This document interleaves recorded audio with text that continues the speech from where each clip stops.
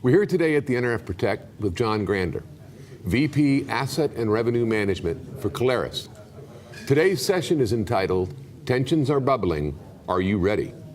And it's one of the sessions presented here at the NRF Protect this week.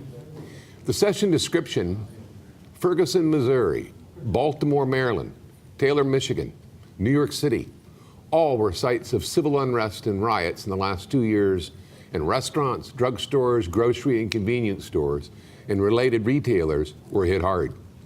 Civil unrest or civil disobedience may be a new issue for retailers to contend with, but they're always a way to make sure your organization is prepared.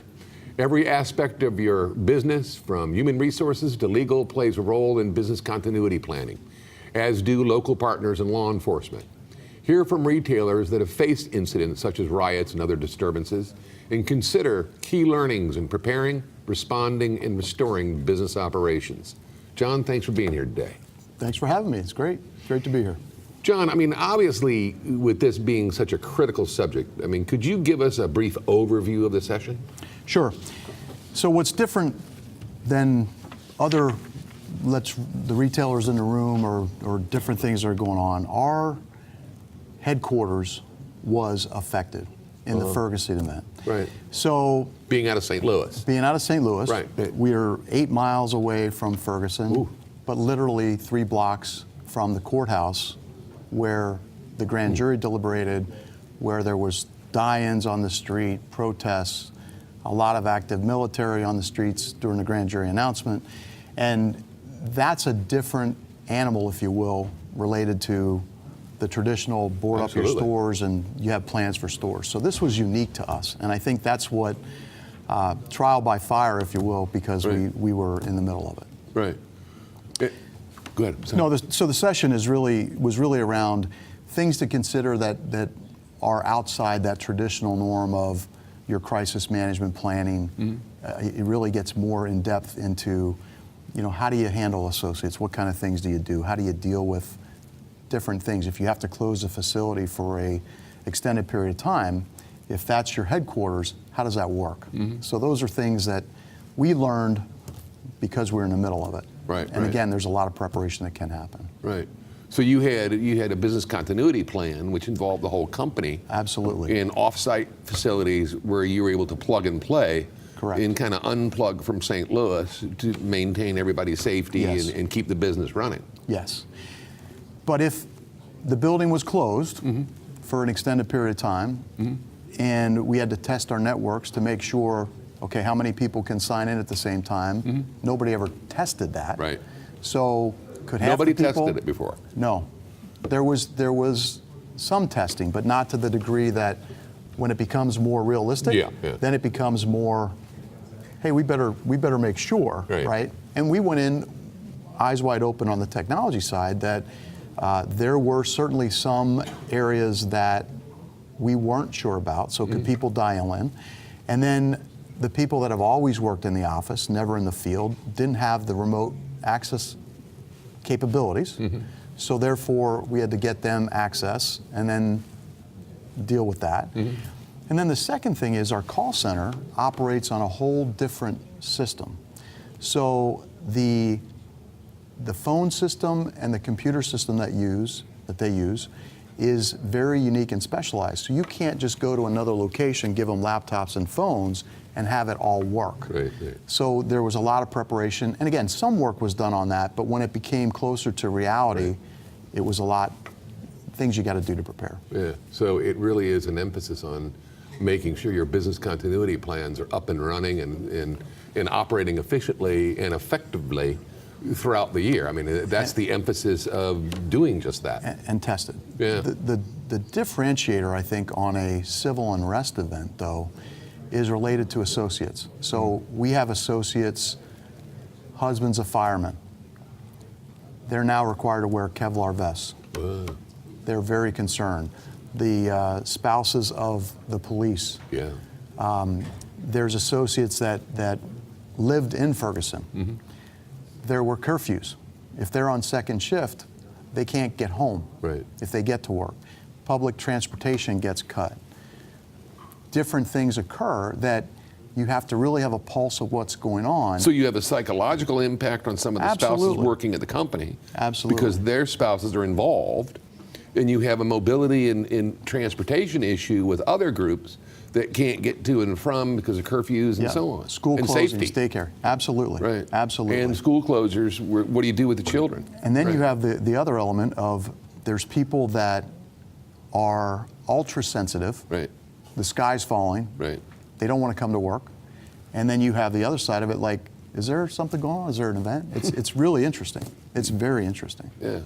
How do you manage all that? I mean, well, you have to work. You know, these are things where we have a very good. This is about relationships. It's about partnering with your HR partners, partnering with your public relations people, partnering. You know, the CEO having faith in, you know, what you're doing. And the real neat thing about this is that we took the lead, and it wasn't ever questioned. And out of the cross-functional team of way to go, John, and your team. Yeah, but again, it's the right thing to do. We're the closest to it. We feel most confident that we're the best persons to drive it, and that really was very successful. Very successful. So beyond the technology side of it, it really was the safety and mental wellness of the employee population, and not necessarily the customers, other than closing up your stores, obviously, but it really was about their safety and mental health, so to speak. So, yeah, absolutely. That's a critical component. So I would imagine HR is very involved. Absolutely. And the C-suite, the entire C-suite wants to know what's going on. Our chief technology was intimately involved with what was happening, and then our chief talent officer wanted to know what was going on and how we would adapt to that and different things that were happening. And again, we were able to keep a pulse of what's happening. The other thing is, you have the people that, hey, I know somebody that's connected, and when these events occur, they were coming forward saying it's going to happen on this date at this time. Yeah. And it almost like informants. Informants, but they're not always. You know, you hear different things, and it's not very reliable. So if you go with that, so So do you monitor social media at the same time? Yeah. So we had 15 different main Twitter feeds. The challenge was they were coming in at 65 messages a second. Oh. So it was extraordinarily difficult to understand everything that was going on. We used Periscope. So Periscope is you get the app, you hold your phone up, it's real time. So we were watching protests. We knew where things were going on. Technology was awesome. It was a little bit new to us because we never really had a need to do that. Right. So it was just almost on the other extreme where it's coming in real time, and that the downside, when these flash mobs would occur, they shut down some of the main interstates, and they did it through social media. Everybody go to this street, this road, here's what we're going to do, and within 5-10 minutes, you have hundreds of people gathering and blocking interstates. Right. So you have people that are leaving, if that happens when people are leaving for work, if that happens when they're going to work, these are all events that cause anxiety and disruption to your business. So being aware of that enables you to better handle it and again, keep your leadership involved and informed so we can make the right decisions. And the last thing we wanted to do was to have people in our facility when there was a potential for safety concerns. So, and for us, the grand jury announcement was the date that was most likely to cause problems, because that's when the noise bubbled up. And this was you think about unrest and you think about an event. So an event happens, people get concerned, it goes away. This was not that event. This thing had a life of its own. It did. It had a life of its own. And it could happen in any community, and it could happen in your town where your offices are. And it's just things that you need to be prepared for. It sounds like it redefined the phrase business continuity a little bit because of the employee at the corporate office impact with spouses, with reactions, with mental health, and the social media impact, and then being in the center of it, which, business continuity for disaster preparedness, I mean, Yes. But it sounds like there's a couple of new components that maybe the textbook didn't have answers to, or for, I should say. And the one thing that was extraordinarily relevant that I wish I would have had this in my bag of tricks, and I did it by accident, right? But you know, one of the thing about these conferences is there's such a collaborative effort, and you know people, there's sharing of information that's not normally shared, and because you've known them, there's a comfort level. Right. Well, what I challenge folks is, in your community, take your chief of police to lunch. There's a group, just like a group of peers that are directors of security in the St. Louis area. We meet on a quarterly basis. And that group was so instrumental and helpful to developing plans and what kind of things were occurring that it ended up being one of the best tools that I had. Collaboration. Yeah, building a relationship. And outside of the relationship. You know, taking the time to build a relationship. Yes, it's critical. And not just doing it when you need it. Absolutely. Yeah. Critically important. Yeah. Critically important. So it redefined the business continuity plan to a certain extent. So it really helped you to sophisticate the response. And now you're here sharing it with the others so that they too can kind of modify their programs. Yes. You know, but it would be difficult to mock that out, so to speak, in a mock run. I mean, because you're not going to have the social media, you're not going to have the psychological impact.